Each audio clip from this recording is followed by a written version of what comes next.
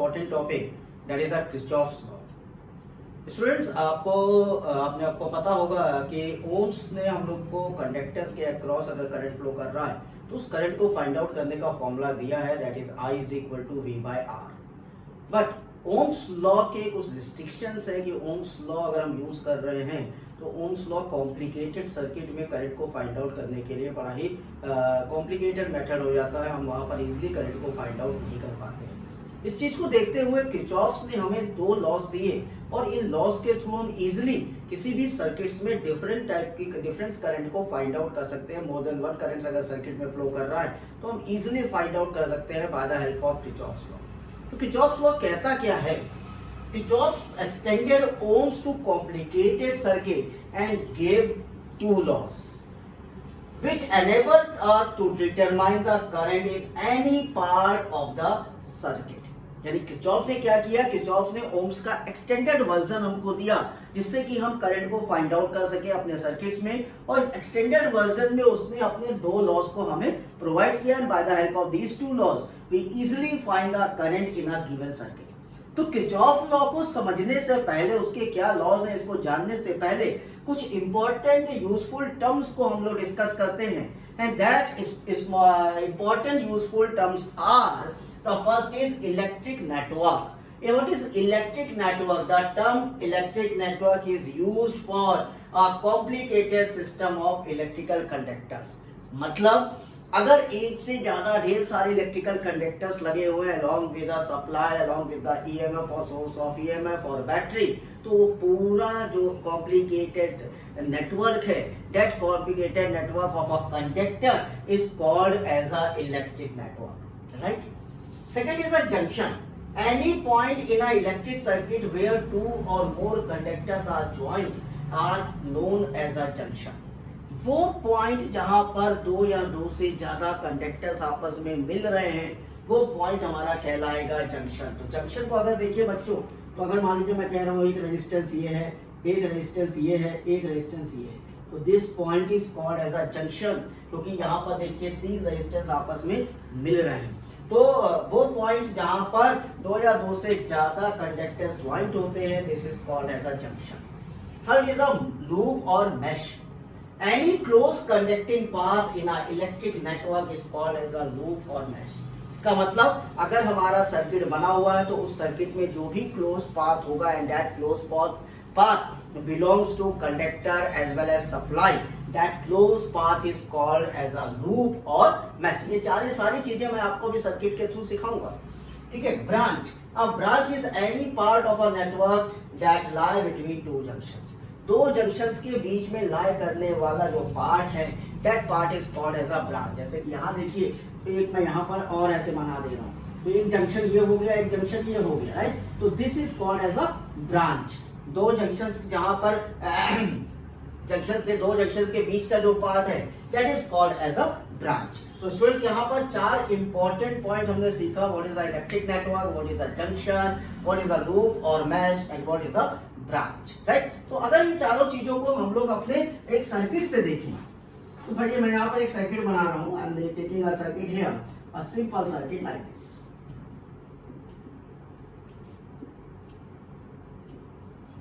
Right. तो एक मैंने यहाँ सर्किट लिया है. This circuit, complete circuit, you are having a conductors as well as battery. So this complete circuit is called as a electric network. ये complete circuit क्या कहलाएगा हमारा? Electric network. जंक्शन. अगर जंक्शन की बात करें तो स्टूडेंट्स यहाँ देखिए दो कंडक्टर्स आपस में मिल रहे हैं, जंक्शन. यहाँ देखिए तीन कंडक्टर्स आपस में मिल रहे हैं, जंक्शन. यहाँ देखिए बैटरी लगी है, जंक्शन, राइट. यहाँ देखिए जंक्शन. तो जहां पर दो या दो से ज्यादा कंडक्टर्स आपस में मिलेंगे that is called as a junction, right. अब आते हैं लूप और mesh. Any close path of a conductor is called as a loop. अगर आप ध्यान दें तो ये पूरा देखिए एक पार्ट क्लोज है, ये पार्ट देखिए पूरा क्लोज है, and that close path are called as a loop. ये क्लोज पाथ हमारे क्या कहलाएंगे बच्चों? लूप कहलाएंगे. No last is a branch. Branch को कैसे सीखा था? वो पार्ट जहां जो दो जंक्शन के बीच का होगा वो कहलाएगा ब्रांच. ये जंक्शन देखिए, ये जंक्शन, तो दिस इज ब्रांच. ये जंक्शन, दिस इज ब्रांच. ये junction, this is branch. Okay. तो दो जंक्शन के बीच का पार्ट हमारा क्या कहलाएगा बच्चों? ब्रांच कहलाएगा. तो ये बात तो हमें समझ में आ गई, जो हमारे यूजफुल टर्म्स है उनको सर्किट से मैंने आपको सिखा दिया। चलिए अब बात करते हैं अपने किरचॉफ के दो लॉ को।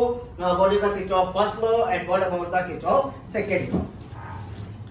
Now student, Kirchhoff first law और जंक्शन रूल। फर्स्ट लॉ हमसे क्या कहता है? फर्स्ट लॉ कहता है कि in an any electric circuit the algebraic sum of all the currents are equal to zero. यानी किसी भी इलेक्ट्रिक सर्किट में जितनी भी करंट्स फ्लो कर रही है एट एनी जंक्शन, उनका सम हमेशा क्या रहेगा? जीरो रहेगा। या इसी बात को दूसरी तरीके से समझे तो हम कह सकते हैं the sum of currents entering to the junction is equal to the sum of currents leaving that junction. जो करंट जंक्शन की तरफ आ रही है उन सारी करंट्स का सम हमेशा जो करंट जंक्शन से दूर जा रही है उनके सम के बराबर होगा।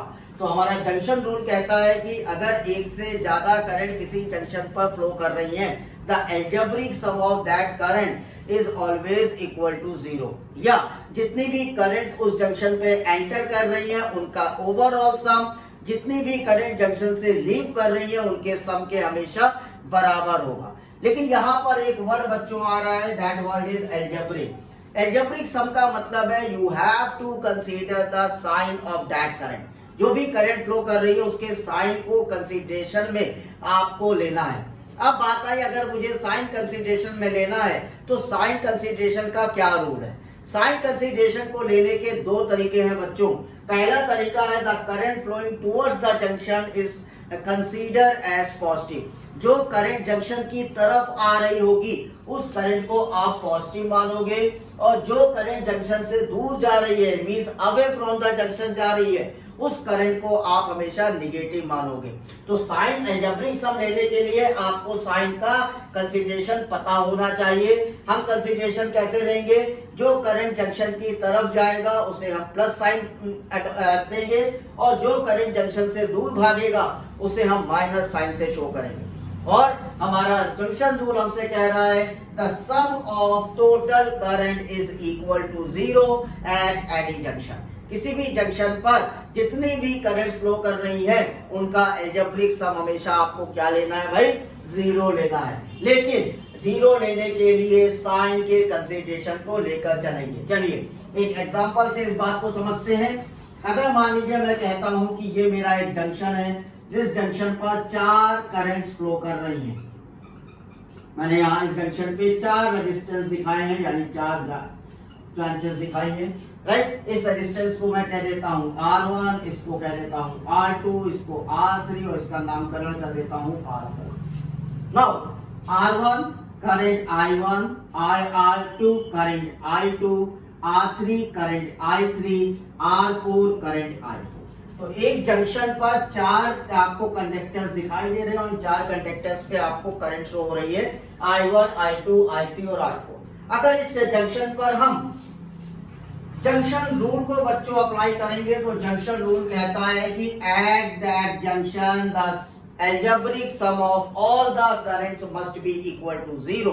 और एल्जेब्रिक सम को लेने का तरीका है जो करंट जंक्शन की तरफ आ रही है उसको हम पॉजिटिव कंसीडर करेंगे, और जो करंट जंक्शन से दूर जा रही है उसको हम निगेटिव करंट कंसीडर करेंगे। तो अगर आपने साइन कन्वेंशन के अकॉर्डिंग चले तो we can write I1 as positive क्योंकि जंक्शन की तरफ आ रही है, I2 एज पॉजिटिव क्योंकि जंक्शन की तरफ आ रही है, I3 निगेटिव जंक्शन से अवे जा रही है, I4 निगेटिव जंक्शन से अवे जा रही है, और इन सब का सम किसके बराबर कर दे? जीरो के बराबर। So this is called as a junction rule, और इसका दूसरा नाम है KCL। क्या नाम है बच्चों? KCL, Kirchhoff current law. This is called as Kirchhoff current law. तो इस लॉ के अकॉर्डिंग अगर आप ऐसे लिखो I1 plus I2 is equal to I3 plus I4, तो आप कह सकते हो the sum of current entering to the junction is equal to sum of current leaving that junction. Sum of currents entering to junction is equal to sum of currents leaving that junction। Right. तो देखिए जितनी current हमारे junction की तरफ आ रही है उनका सम, जितनी करंट जंक्शन से दूर भाग रही है उनके सम के बराबर हो गया। So this is called as a KCL और किरचॉफ करंट लॉ और नेम्ड एज जंक्शन रूल। अब बात ये आती है कि ये जंक्शन रूल या केसीएल किस लॉ पर वर्क करता है, यानी कि ये किस लॉ पर वर्क करता है। तो बच्चों ध्यान रखिए कि हमारा केसीएल हमेशा कंजर्वेशन ऑफ चार्ज पर वर्क करता है। कंजर्वेशन ऑफ चार्ज का मतलब हुआ कि अगर हमारी करंट किसी सर्किट पर किसी पॉइंट पर स्टेडी स्टेट में है तो उस पर्टिकुलर पॉइंट पे ना कोई चार्ज एक्युमुलेट होगा ना ही कोई चार्ज जनरेट होगा। इट मींस जितने चार्ज उस पॉइंट पे एंटर करेंगे उतने ही चार्ज उस पॉइंट से लीव करेंगे and that is called as a conservation of charge. तो बच्चों हमेशा याद रखिए कि KCL is always follow the rule of conservation of charge. Okay, now student Kirchhoff second rule और नेम्ड एज लूप रूल क्या कहता है ये loop rule? Around any close loop of a network the algebraic sum of change in potential must be zero. क्या मतलब? The algebraic sum of all the potential in a close circuit must be equal to zero. यानी कि किसी कोई भी एक close circuit है उसमें जितने भी पोटेंशियल्स लगे हैं उनका अलजेब्रिक सम आपको जीरो लेना है, या आप कह सकते हो the algebraic sum of EMF in any loop of a circuit is equal to the sum of product of current and resistance in that circuit. इसका मतलब जितने भी उस लूप में ईएमएफ है उनका सम, अलजेब्रिक सम हमेशा बराबर होगा प्रोडक्ट ऑफ करंट और रेजिस्टेंस के सम के। जितने भी रेजिस्टेंस लगे हैं उसमें करंट मल्टीप्लाइड बाय रेजिस्टेंस का सम उसके बराबर ईएमएफ होगा। तो हमारा लूप रूल कहता है या तो सारे पोटेंशियल डिफरेंस का अलजेब्रिक सम जीरो होगा, या आप कह सकते हो all the EMFs in a close circuit must be equal to the all sum of product of resistance and current. So this is called as a loop rule, right?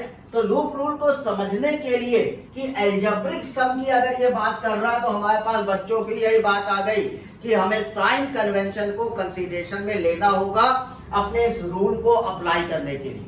So sine convention का क्या तरीका है उसको समझते हैं और उसी के साथ साथ एक सर्किट को यूज करते हुए साइन कन्वेंशंस को कैसे यूज करेंगे उसका तरीका भी सीखते हैं। चलिए बात करते हैं साइन कन्वेंशन की अलोंग विद अ सर्किट।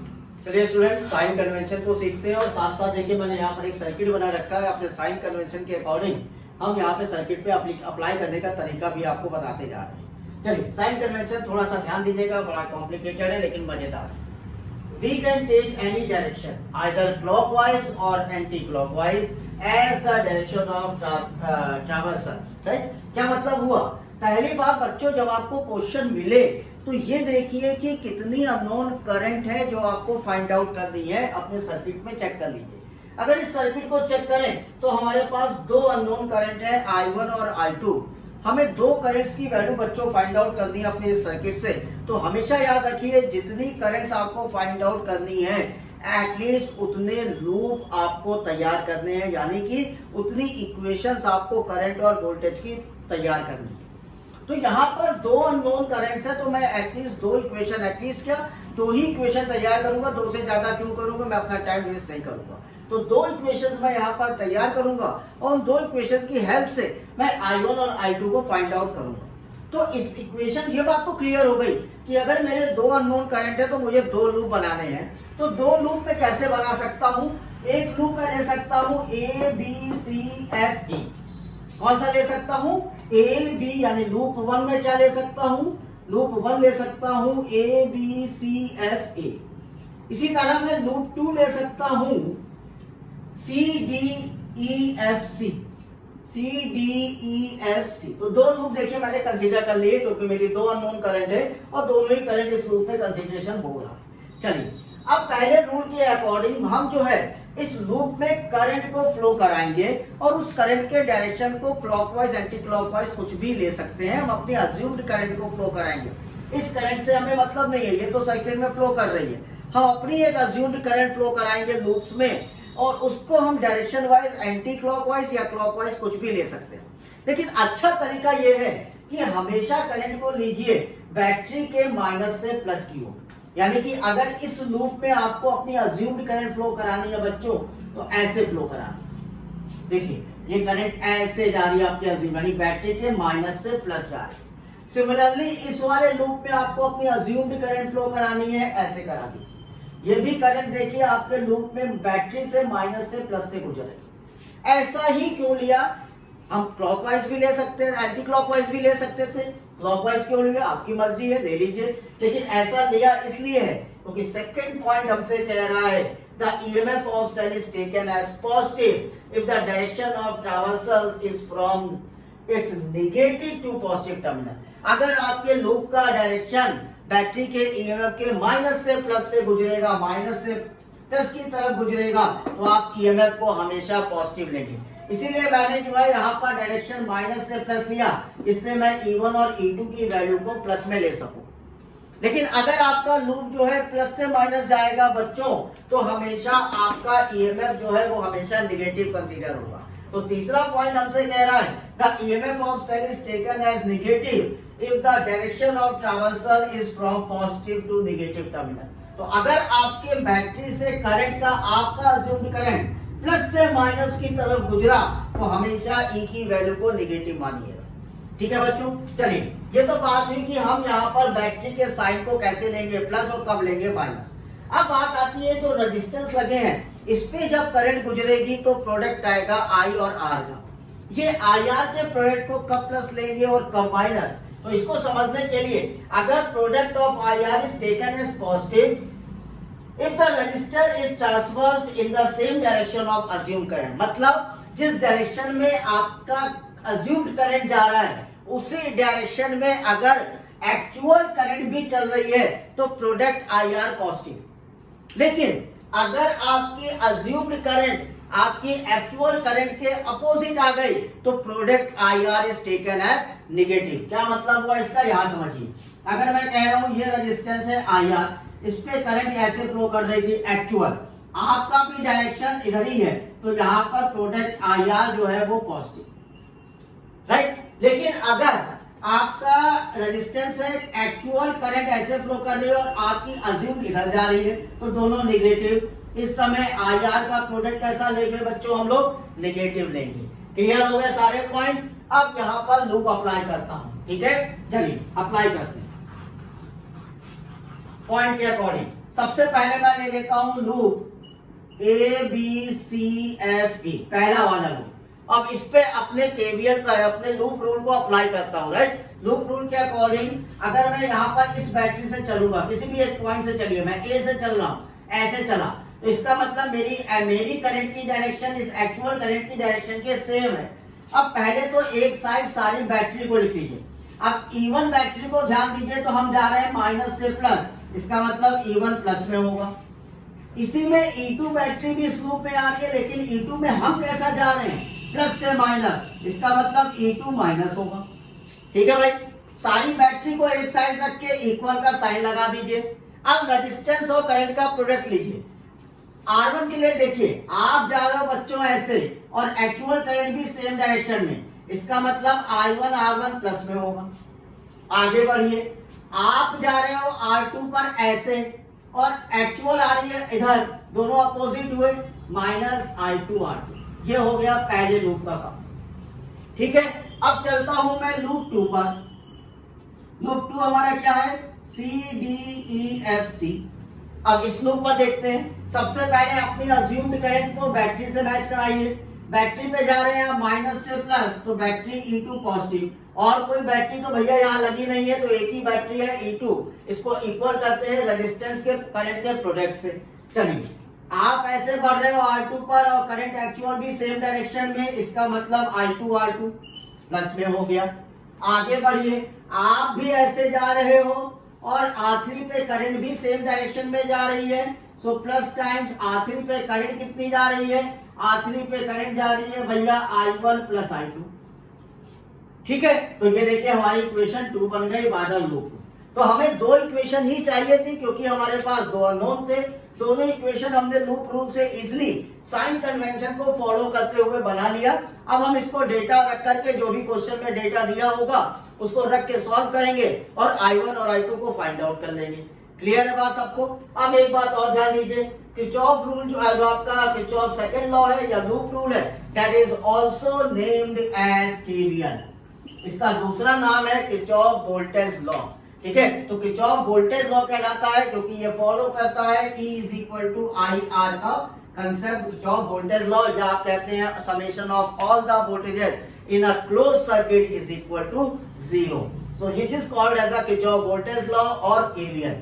अब बात ये आती है ये लॉ किस पर बेस है? This law is based on conservation of energy. ये लॉ किस पर बेस्ड है? हमारा कंजर्वेशन ऑफ एनर्जी पर। क्योंकि बच्चों हमें पता है कि जो हमारा इलेक्ट्रोस्टैटिक फोर्स है that is a conservative force, और जब भी कंजर्वेटिव फोर्स होता है then in that condition the work done in the close path must be equal to 0। जो वर्क डन होता है किसी भी क्लोज पाथ में वो कितना होता है? 0 होता है। इसीलिए हमारा केवीएल लॉ बेस्ड है on the conservation of energy, जबकि केसीएल हमारा बेस्ड है on the conservation of charge. Okay, तो आज के इस टॉपिक में, आज के इस वीडियो में आपको इजिली मैंने केवीएल और केसीएल को सिखाया है। होप आपको सारा एक्सप्लेनेशन क्लियर होगा, समझ में आया होगा। अगर आपको मेरा वीडियो अच्छा लगे तो लाइक और शेयर करना ना भूलें, साथ साथ मेरे चैनल फिजिक्स क्लिनिक को सब्सक्राइब भी करें। Thank you so much, have a nice day.